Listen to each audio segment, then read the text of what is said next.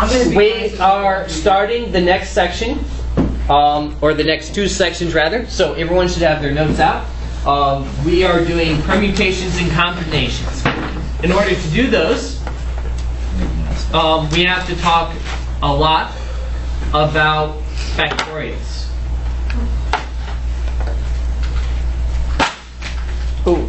Okay, let's be sure we're in a mode where we are ready to receive information. All right, our first definition is going to be what a factorial is. I'll start with an example of a factorial. 5 factorial. That little exclamation point there is not me yelling. It's a mathematical symbol, factorial. And it means take the number I start with and multiply by each number going down all the way to 1. So 5 factorial means start at 5 and multiply by 4, by 3, by 2, by 1, and get whatever answer that would be. So what is that? 120. Okay. Some calculators do have a factorial button. Feel free to use those if you would like. If I had 3 factorial, that would be 3 times 2 times 1. 6. Which is, yes, 6. Okay, now, if I had 10 factorial divided by 8 factorial, students with helmets would do 10 times 9 times 8 times 7. They would do all of the 10 and all of the 8 and then divide. That is silly. I start with the 10. 10 times 9, what would be next? 8. But I'll just leave the factorial because the 8 factorials will cancel. And you get a 90. And I get 90. Okay? It would be long and a lot of work to multiply it all out. Plus, if it's a rather large factorial, your calculator may not even do it because the number will be too large. Yes? Could you please cancel the factorials at the beginning? No. You need to... I showed you the way you should do it. You cannot cancel the factorials and get 10 over 8. Let's say we have 50 factorial. This is one where the multiplying it out obviously would not be what you'd want to do. So, whichever number is larger, I'm going to start multiplying out. So, factorial means 50 times 49 times 48 times 47. Once I get to that 47, if this has a factorial on it, I can just stop at the 47 factorial. And I have 47 factorial over 47 factorial. Then the 47 factorials cancel, and I can do 50 times 49 times 48. If you're just trying to do this by multiplying out, even if your calculator has the factorial button, it's going to have to round, and it will cause you to get the wrong answer. So 50 times 49 times 48 is? 117,600. 117. 600. Okay. Any questions on factorial? How do you know if you have it on your calculator? If it has an exclamation point. Anyways, any questions on how to do the factorial by hand? No. Okay. Now, just as a trick question, if, say, we had 5 factorial over 2. Notice this 2, does it have a factorial on it? No. Okay? So in this case, I would have to go ahead and do all of this. Now the 2 will still cancel. Then would you get 120 over 2 and then reduce that? Yes. To whatever 120 divided by 2 And is? you get 60. Alright. I could do 5 factorial just as another example of that over 6. And it's not always that the smaller thing will be in the denominator. So again, this 6 does not have a factorial. So I'm going to write 5 times 4 times 3 times 2 times 1. Now 6 happens to be 2 times 3, so I could cancel those and get 20. Alright? Now, that was just to actually lay a foundation of what we're actually doing. What we're actually doing are counting problems. So we'll start with the very simple example that Kip has 15. 2 shirts. We'll say one red one and one blue one. And we'll say 3 types of pants. Jeans. We'll say jeans, Short. khakis, and shorts. Shorts. Boy, say that fast a million. Don't do it. Okay. Okay. To illustrate, sometimes you're asked to do a tree diagram. For whatever reason, everyone on this chapter, we do great on the hard stuff, and then I ask you a tree diagram question, and all of a sudden we turn into turnips. Okay. Watch the tree diagram. Everyone watching. I start at a point. This is like before I even begin anything. And over here I'm going to have, now what am I being asked? I'm being asked how many outfits? Number of outfits. Now there is a fast way to do it. 3 times 2. That's that's how many we're going to get. So let's say first he's going to choose his pants. And how many options does he have for his pants? 3. So from this starting point, I have my 3 options. My 3 options are jeans, Khakis and shorts. khakis, shorts. I'm only gonna say sport khakis. Okay, now, after he's chosen his pants, he puts his pants on, and now he's going to get his shirt on. So next he can choose his shirt. How many options does he have for shirts? 2. 2. He's put on his jeans. That does not influence the number of shirts he has. He still has 2 shirts. Just putting on the jeans does not magically make one of these shirts go away. So he has a red shirt and a blue shirt. Then you just copy that down. And then same for khakis, right? He has a red shirt and a blue shirt. Spelled wrong, okay? And for shorts, he still has a red shirt and a blue shirt. Now, looking at this last column, we can count 1, 2, 3, 4, 5, 6 outfits. All right, now I'll give you a little bit of time to write this example down. Tree diagram's pretty easy. You just do each part, but you gotta get that starting point. I think that's the thing that messes people up is where do I start? You start just before anything's happened. Is this where we turn into turnips? Like he got out of bed. That's where this get out of bed, get on my jeans. We'll do one more example of this and then we'll talk about permutations. And what is our quiz on? Your quiz is on what we ran over at the beginning of class. You said that wasn't even on the quiz. Well, not the equations. Is it on this stuff right here, factorial? No. Oh. I could ace a factorial quiz. Well, assuming that I spelled it right, which probably is not a good It's bet. got an H somewhere. Okay, but anyways, spell in a different class. All right, we're going to go on. Counting principle, let's say Daniel is buying his new car. Punch board. Okay, he's buying a new car and it has, he's choosing his options. Red moped, blue moped. Instead of goofing off, you should be writing this down. Alright, so Daniel's buying a new car and he's choosing options. He has 3 types of options that he can select from. He can select a type of radio, and he can do an AM, FM. He can do, which is like, Yeah, we know. yeah. He could do a CD equipped, and he can do a Sirius XM equipped. He can do for seats. He can do cloth Leather. or leather, and he can do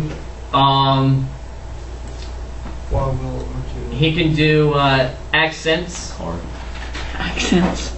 Blue. Accents, as in he could have wood. He could have vinyl.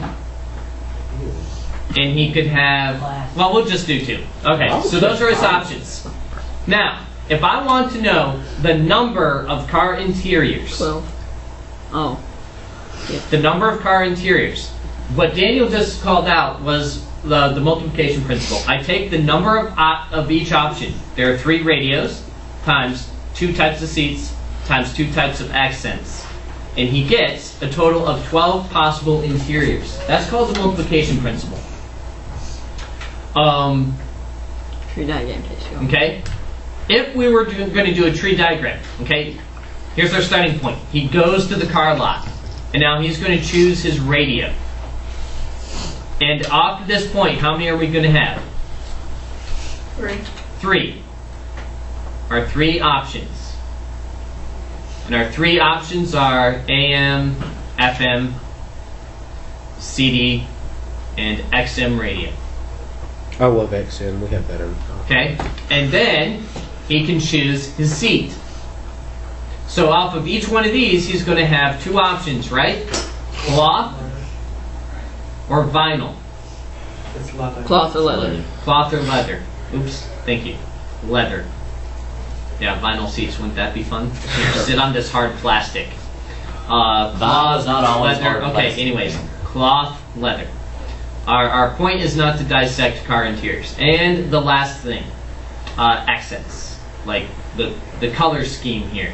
He could do, off of each of these, he has 2. Wood or vinyl. Wood or vinyl. Wood or vinyl. Wood or vinyl. You seriously will have a quiz question in the future where you'll be asked to produce one of these tree diagrams. It's easy to do, easy points, and then we can count how many 1, 2, 3, 4, 5, 6, 7, 8, 9, 10, 11, 12. 12 options. So is the way to check it whenever you do the counting principle, whatever you do up there, if the 12 of the, if 3 times 2 times 2 equals 12 does not equal what you had in the tree diagram, Then you, one of these is wrong. okay. Okay? Yes, that's a good point. All right, now let's extend the question a little bit and ask the question, how many options include cloth seats? This is where the tree diagram is actually helpful. 6. He is right. It is 6. We have one option that has cloth seats. Another option. Another Okay. option with the All right. This one has cloth seats, right? Oh, I missed one, right? that cloth. AM, FM, cloth, and then vinyl accents. Okay. This one has cloth seats. And this option right here has cloth seats, as does this one. Okay, so 1, 2, 3, 4, 5, 6. That's when you might actually want the tree diagram as a question like that, where you're asked, well, how many include a certain aspect of it? Are we good? I'm finishing copying. Okay. Why So do we're so many just- students we're, miss it? we're essentially the last 2 sections of your chapter. We are figuring out the number of ways that something can happen. Yes, Ryan? You're back. Sam didn't finish because she had an assignment in computer class. So. Just relate to her, she must finish today. Okay, going on. Let's find the number of 4-digit passwords made from Arabic numerals. But I'm not going to add that part because we don't, I mean, our number system is Arabic. Oh. 0, 1, 2, 3, 4, 5, 6, 7, 8, 9. I didn't know Okay. that was Arabic. Yep, Aramaic or something, whatever. The point is, we have a 10-digit system, right? Or there so are we have a 2 4-digit password. So this would be like on your phone, right? Oh, Okay, so we have how many digits available? Well, we have 10 digits. 0, 1, 2, 3, 4, 5, 6, 7, 8, 9. Okay, not 10. Why not 10? Because that's Oh, I remember. okay. So we have 4-digit passcode. So we have 4 places we need to fill. How many options do we have for the first? Well, 10. 10, 10, and 10. Because we have 10 digits we could choose, so we could technically have a password of all zeros. Okay? So I'm multiplying these. That's the multiplication principle. You multiply each of the number of options. So that equals 10,000, 10 to the 4th. Okay? Now, let's do the number of passwords. 4-digit passwords. 2 doesn't repeat. Number 2. Okay? 4-digit passwords where the first digit can't be 0 and the last digit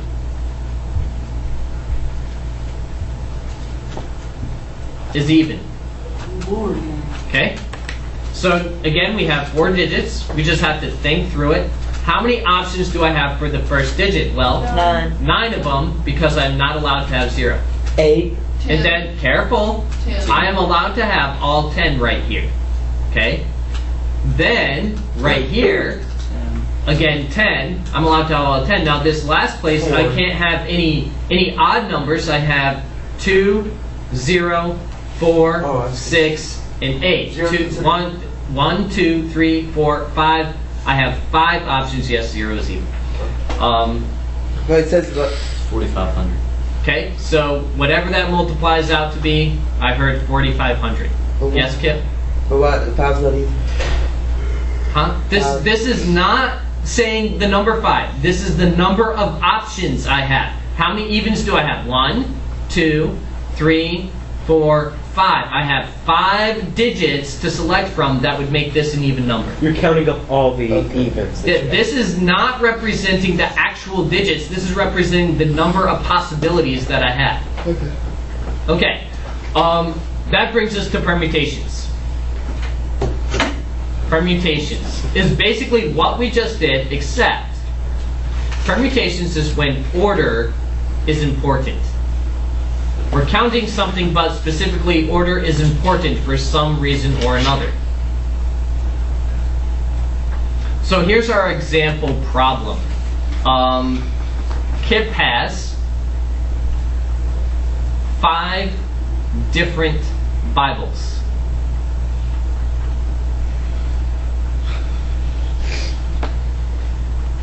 He is placing 3 on a shelf.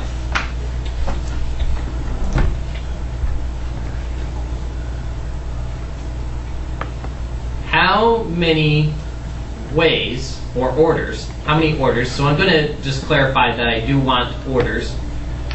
Can he place Is this what you did the them? factorial? I'm getting there. Just give me a moment. Alright, listen. Alright, so he has 3 spots on a shelf that he's going to place these on. So he can't place all 5. It's a small shelf or something, or his Bibles are really big. Okay? So how many options does he have for the first spot on his shelf? 5. Now he has used 1. 4. Right? 1 is gone. Now he has 4 Bibles he could choose from the second spot. Now he's used 2. How many Bibles does he have that he could put on here? 2. 3. 3. He has 3 left. Oh, so after you've done the 4th one, you're saying that you only have 2 more left. 3. 1. Okay, so that's 60. There are 60 ways. I don't know where. I've used 1, there's 4 left. Okay. I've used another 1, there's 3 left. Okay. Let's try another one. Jimmy is lining cars into a car wash. Now, why is order important in this case? Well, I don't know, some people get to go home sooner. Okay, so that's why it matters. All right, so Jimmy is lining them to go through a car wash. However, It's closing soon. He has this one stubborn customer Okay. named Kane. Okay, yes. All right, it's closing soon. The car wash is closing soon.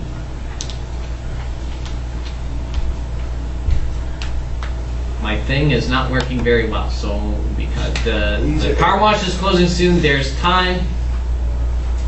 Now I'm reading this as I'm writing it. You should be done writing it by the time I'm done writing it. And I see some of you are just relaxing. Knock it off. Copy down your notes. All right, so there's time for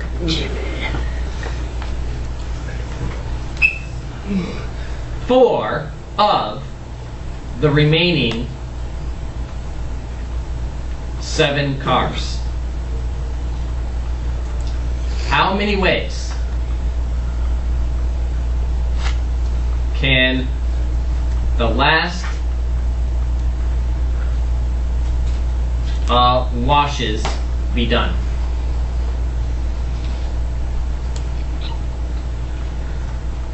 So while you're finishing copying this down, I'm asking the number of ways, and we're doing this perhaps from the perspective of someone who is actually in the car going to get their car washed. Doesn't matter to them if they are first. Yeah, they get done first. They get ensured that they get their car washed. Now we could do a probability here. We could say, what's the probability that someone in one of these cars gets their car washed? In that case, then order is not going to matter. All we care about is whether the car actually ends up being washed or not. So you have to be discerning about whether it's a permutation or not. Permutation is when order matters, so you have to ask yourself that question. So if we were setting this up, we would write 7 permute 4. Okay, this is the number of objects. And this is the number we take. And this is read 7 permute 4.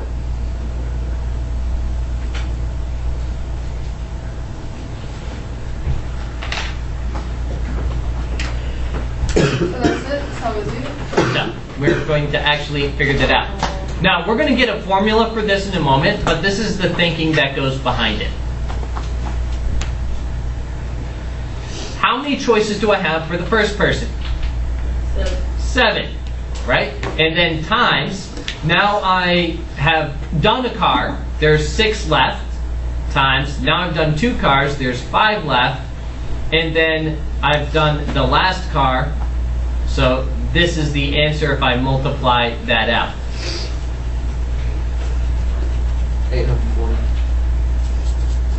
And Evan says there are 840 ways that we could wash these cars, you know, as far as the order of That's a them. lot of ways. Yeah, it Okay. is. It's almost 840. Okay, now here's our formula.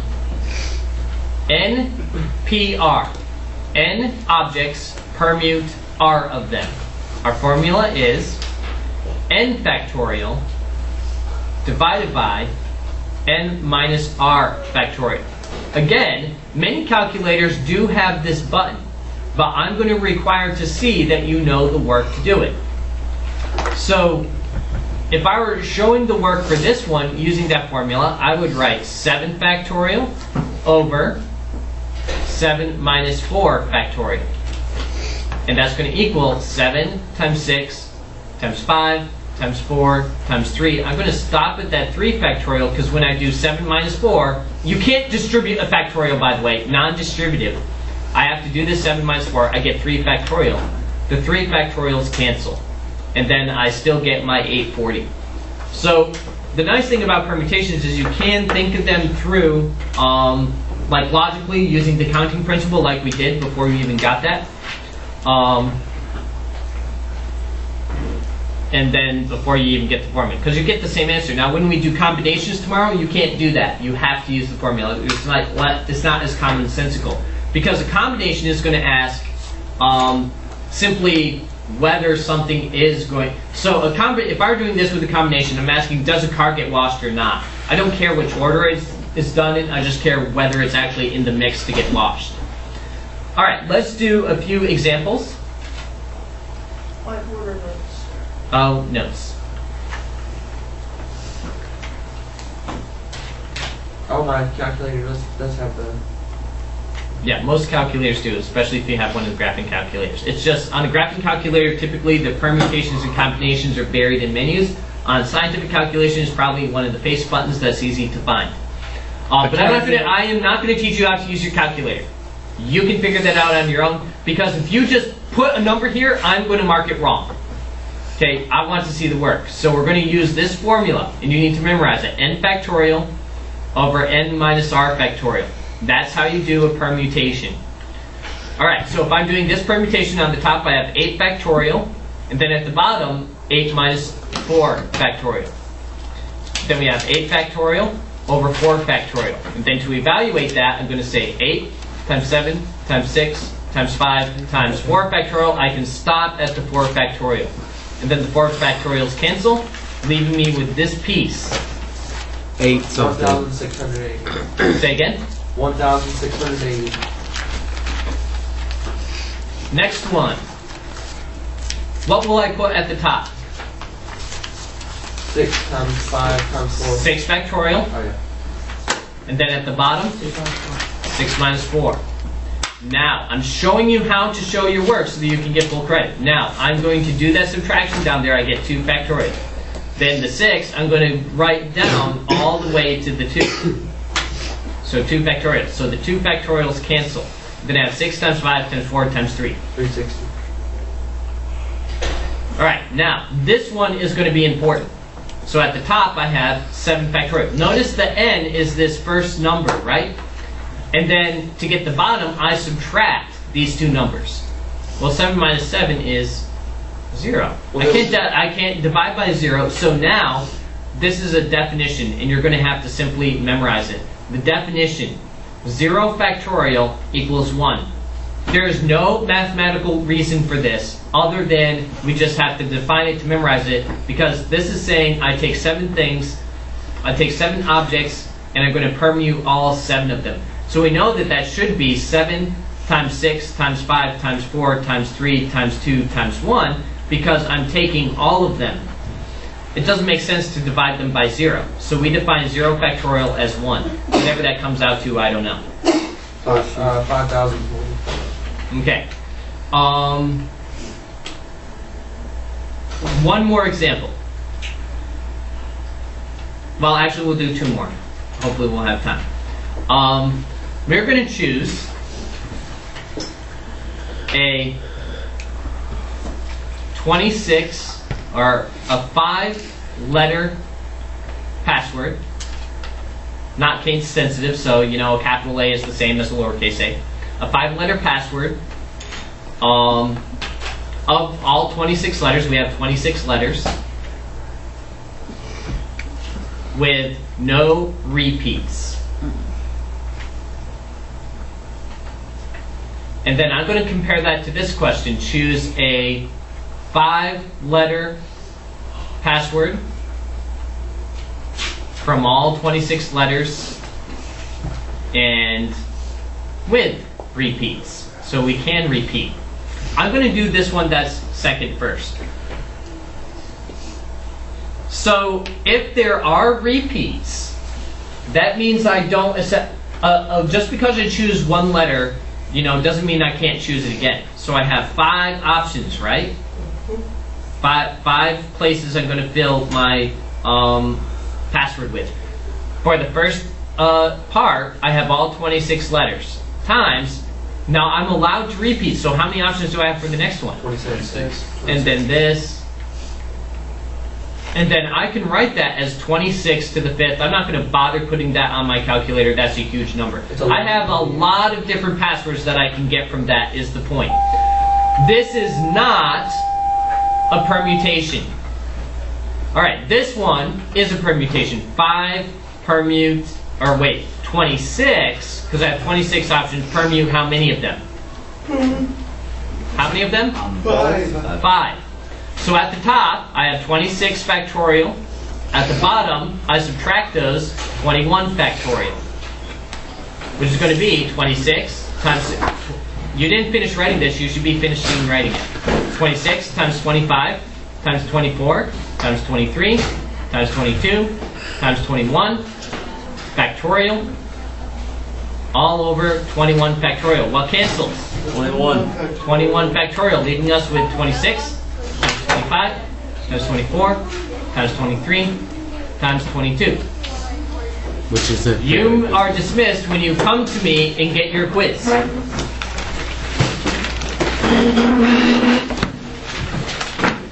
King. Yeah.